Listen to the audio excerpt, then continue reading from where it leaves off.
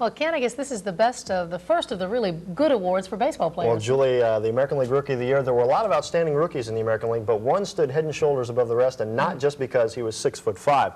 With a drum roll and fanfare, but with very little surprise, Oakland A's slugger Mark McGwire today was named a unanimous winner of the American League Rookie of the Year award.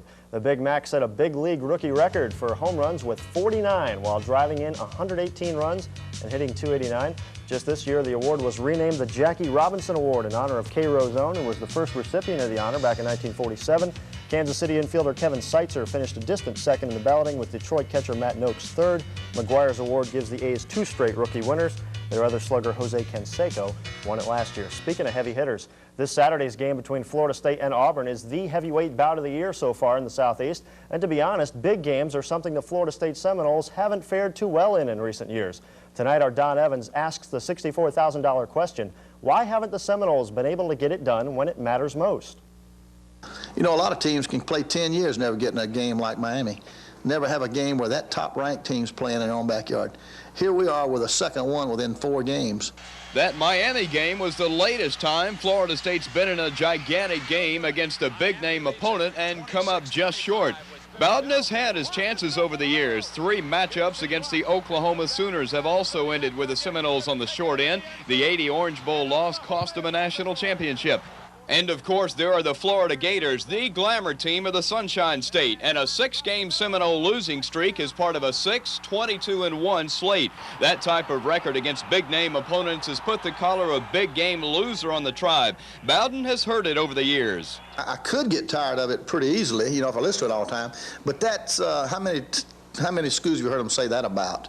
But the players only hear that about them during their 4 years there, and the figures and the talk do affect them. It's been on our minds over the years, and we, hadn't been able to shake it. We know it. We feel it. We're tired of it, and we're ready to, do something about it. But to do it, they'll have to beat a team they've lost to twice, the 5th-year seniors 3 times. But it's a chance for redemption. This game against Auburn is going to be a big one, and we'll get the monkey off our back if we do beat them. But get it off for how long? It's not what have you done, it's what have you done lately. And if we win this ball game lately, we've won. If we don't, well, you haven't done anything lately. And lately comes win or lose this Saturday afternoon at Auburn. Don Evans, Channel 6 Eyewitness Sports at Florida State.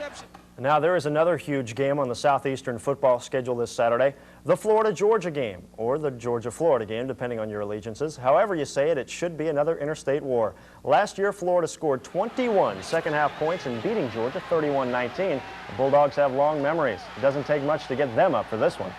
It's so big, and I really agree with you. You don't have to worry about staying up all night thinking of a motivational speech to get our team ready to play. Everybody in my hometown are Gator fans, except for some of my family. They don't wonder about them at times. But it's more like for bragging rights when I go home, because they gave me a hard time last year, but I was able to rub it in a lot when we beat them when they were #1. Saturday's game kicks off at the Jacksonville Gator Bowl at 12:40 in the afternoon. The New York Giants' struggle to regain their Super Bowl form of a year ago just got tougher, if that's possible. Quarterback Phil Simms is out indefinitely with a knee injury he sustained last night in the game against the Dallas Cowboys. It's believed to be a sprained ligament. He was hospitalized, and test results will be announced tomorrow. At that time, the Giants will know if and when Simms will be back, but he has definitely been ruled out of this weekend's home game against the New England Patriots, who by coincidence will be without their #1 quarterback, Tony Eason. He's been placed on the injured reserve list, probably out for the year with a shoulder injury he suffered Sunday against the Raiders.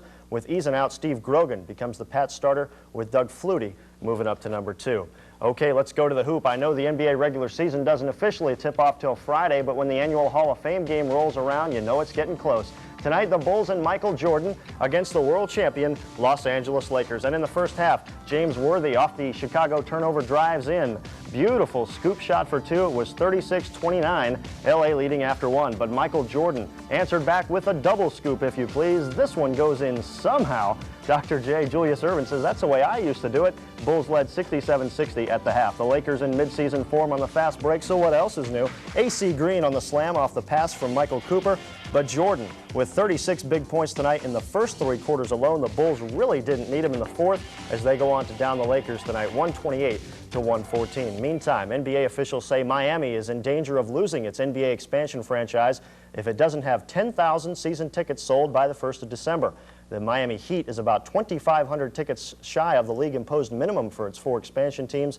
Team officials today said they're confident they'll be able to sell those remaining tickets, though. And Wednesday's fishing forecast features the daylight hours more than has been usual in recent weeks. Check it out from about 10 in the morning till about 2, but the major period of good activity shows up on the forecaster from 4 till 6 in the afternoon. And Julie, that's sports. Thanks, Ken. And finally tonight, it'll take from now until December to decorate this Christmas tree. Pictures when Eyewitness News returns.